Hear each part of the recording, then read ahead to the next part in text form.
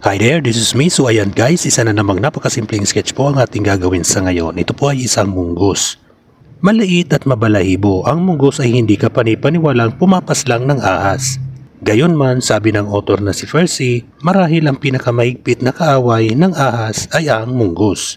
Ang mga pagsalakay niya sa ahas ay maalamat. Gayunman, ang reputasyon nito bilang isa na pumaslang ng ahas ang patanyag sa munggos. Ang tuklaw ng ahas, gayunman ang munggos ay hindi tinatablahan ng kamandag ng ahas. Hindi naman. Subalit nangangailangan ng maraming kamandag upang mapaslang ang isang munggos. Bihira sa isang munggos ang napapaslang mula sa isang kagat ng ahas. Mas malamang na mapapaslang ang isang munggos sa pagkain ng isang nakakalasong ahas. Oo, pagkatapos mapaslang ang mapanganib na kaaway nito. Kinakain nito ang nagwagi at nagsisimula sa ulo. So ayan guys, patapos ang ating pag-i-sketch. Ako po'y nagpapasalamat sa inyo sa walang sawang panunood nyo sa aking mga simpleng sketches. So ayan guys, tapos na nga po. Maraming salamat. Bye bye. Thank you.